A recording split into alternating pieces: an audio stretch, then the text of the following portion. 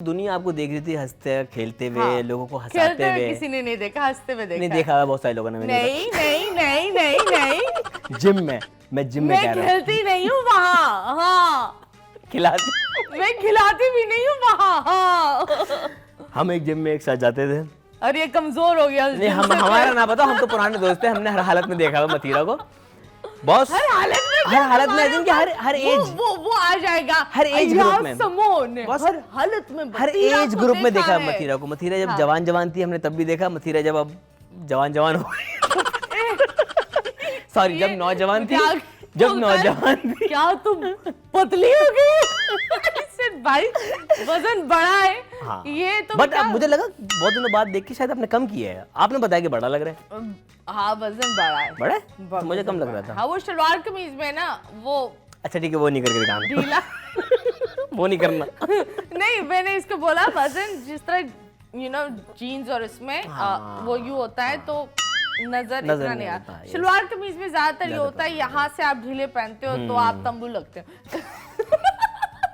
Reality है ना यार। मैं नहीं कह सकता, अगर मैं कहूंगा तो फिर बॉडी शेमिंग में आएगा। नहीं, मैं तो कह सकती हूँ, क्योंकि मैं तो बोलती हूँ कि मेरे शलवार कमीज मुझे ढीले अच्छे लगते हैं। हाँ, अच्छा, बाय द वे बैगी का फैशन इन है, तो अब वो जो फिट वाले कपड़े पहन रहे हैं उनको टेंशन लेने की जरूरत नहीं, बैगी पहन सकते हैं। हाँ, पर आई थिंक शलवार कमीज ढीले ही अच्छे लगते हैं। आई लाइक जो मुझे अच्छा लगता है, I like the Anarkali and the kurtas and वो ज्यादा बैगी हो, वो ज्यादा प्यारे लगते हैं। मैं बिल्कुल नहीं पता किन बारे में बात कर रही हैं आप। अनार के बारे में पता है? अच्छे होते हैं, खट्टे खट्टे अच्छे होते हैं। कली भी मुंह में डाल दो वो भी खट्टे खट्टे। कली का कोई एक्सपीरियंस? खाली अनार का है, कली का एक्सपीरियंस नहीं। एक अनार 100 बीमार। अब तो 1000 हो गए। 1000 बीमार ज्यादा हो गए। ओके, तो ये साजिद बिल्ला पैदा कैसे हुआ? पैदा कैसे हुआ यार? आई गेस बेबी था वो।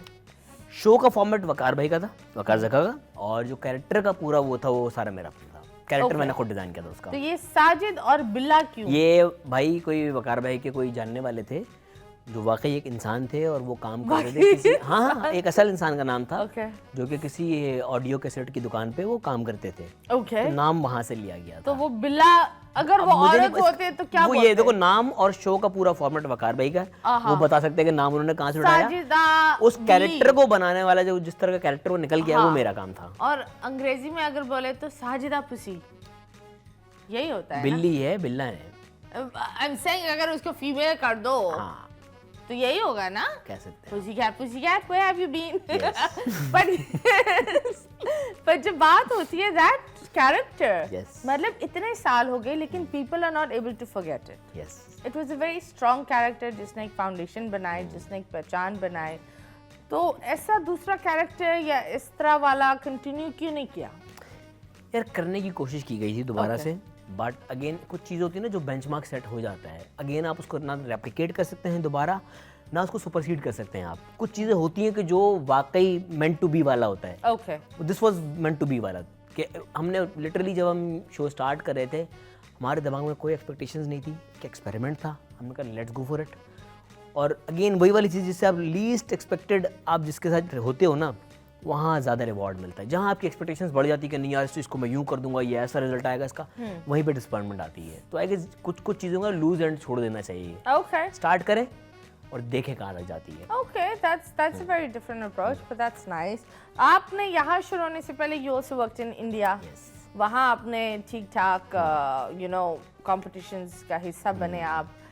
वहाँ फिर डू यू थिंक वहाँ आपके साथ नाइंसाफी की थी when they आपको जल्दी छोड़ दिया या आपको एंड तक नहीं ले गए? कहाँ पर? In India? नहीं, किसी शो की बात करिए इन पर्टिकुलर या क्या? Like laughter challenge? नहीं, लाफ्टर चैलेंज में मैं I was there till quarter finals, then laughter champions था, वो कंपटीशन नहीं था, उसमें परफॉर्मेंसेस थी, वो किया। फिर मैंने एक शो जीता, कॉमेडी का किंग कॉन, उसका फाइनल जीता। उसके बाद This is all in India, all right? in India, all in India। फिर उसके बाद laugh India laugh, I was in the top 5। वो एक्चुअली हुआ ये था कि जो शो था वो स्टार्ट होना था जून में, बट कोई वीज़ा की हमारे मसले मसाइल ऐसे हो गए थे, वो शो जाके स्टार्ट हुआ जुलाई में। And initially it was planned from June till August. तो जो पूरा शो डिजाइन था ना वो था कि जून में स्टार्ट होगा, अगस्त में जो हमारा कॉन्ट्रैक्ट भी साइन हुआ था, it was from June to August. तो उसके होते हुए मैंने ना सितंबर में अम्मी के साथ हज का प्लान कर लिया था। Okay. तो you show had start to हुआ leave. जुलाई में, so I have to leave it earlier. तो मैं एलिमिनेट नहीं हुआ था उसमें, मैंने वॉकआउट किया था। Okay. और वो स्टेज पे खड़ा होकर मैंने अनाउंस किया था वहाँ पर, दैट इज ऑन ईयर। मैं मैं stage जा पे- रहा हूँ। नहीं, मैंने बताया कि मैं Okay. फर्दर कंटिन्यू नहीं होगा, ऐसी थोड़ी बगावत में जा रहा हूँ। मैंने बताया कि मैं थोड़ा कंटिन्यू नहीं कर सकता, dramatic मैंने कर हज पे देना। जाना है और इस तरह की मेरी तो पर्सनल। मुझे बताओ, वहाँ जब काम किया, वहाँ के बाद जब इंसान यहाँ आता है तो लोग बड़ा अलग ट्रीट करते हैं। यस, यहाँ आप वही टैलेंट होते हैं, लेकिन आपका वो टैलेंट देखते नहीं है, या उनको नहीं देखना होता। वैलिडेशन मिल जाती है थोड़ी सी वहाँ पे आपको जाके, ओके, एक तरह से ना आपको स्टैंप लग जाती है कि हाँ यार वहाँ पे काम किया ना, कुछ तो आता होगा इसको। कुछ तो आता होगा। हाँ, तो do you think this is good? Not good at all.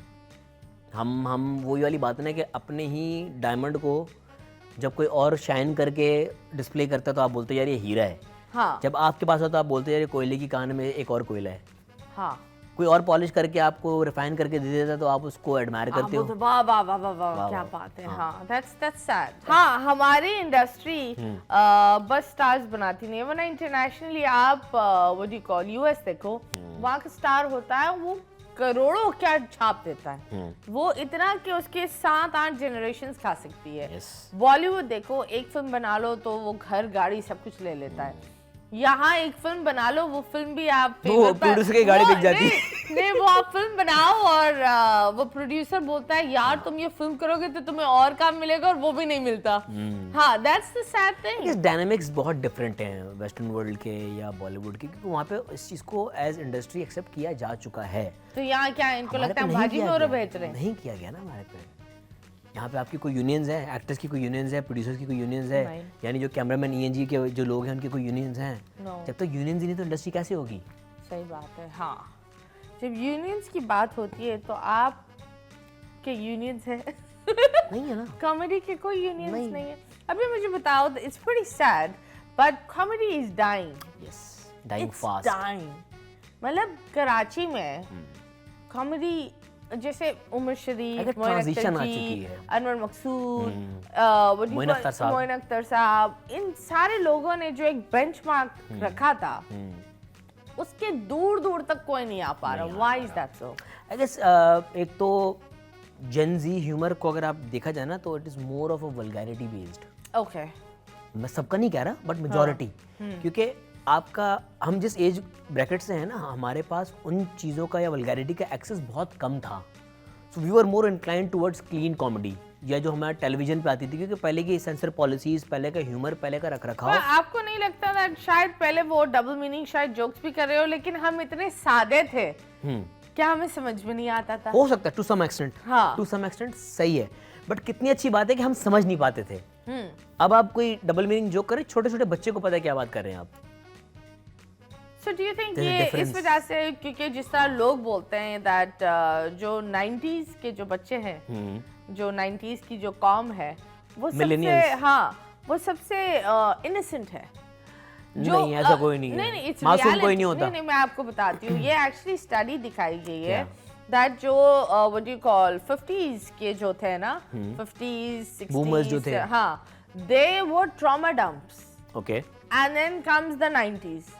The innocent जो वंस, हाँ, the innocent ones. The innocent one, उस पर क्या हुआ कि उन्होंने ट्रॉमा डंप भी देखा हाँ, और इन्होंने जेंजी का तो I एक guess दूसरा रूप भी देखा। आसान अल्फाज में कहा जाए तो हम वो उस जनरेशन से हैं जिसने एनालॉग दुनिया भी देखी है, डिजिटल दुनिया भी देखी है। Yes, we are the bridge for it. और Yes. अभी काफी थेरेपिस्ट और काफी लोग ये बोलते हैं कि जो अभी ये जेंजी कॉम है, ये जितना डिटैचमेंट और सेल्फिश और अपने आप पर सोचना, Selfish हाँ, है। उस तरीके Self-centered के ज्यादा। सेल्फ-सेंटर्ड कॉम बच्चे हैं, जो हमें बोलना नहीं चाहिए, but it's reality that this Gen Z is a very very robotic people. मतलब we are the ones with the emotions and everything, and it's sad because उन्होंने हर चीज का हल निकाला हुआ है। मतलब अगर आप सैड हो तो अगर आप ये इसके अलावा देखो उनका, उन बच्चों का भी तो कसूर नहीं है ना, वो जिस सोसाइटी में पल रहे बढ़ रहे हैं उसका भी बड़ा फर्क पड़ता है। हमारी एज ब्रैकेट में जब हम थे, materialism was not a such thing. ये अब जाके आया है। मतलब हम तो वो बच्चे थे कि मतलब ये हर साल जो बच्चे फ़ोन चेंज कर रहे हैं, हमारे 5-5 साल तक एक खिलौने होते थे,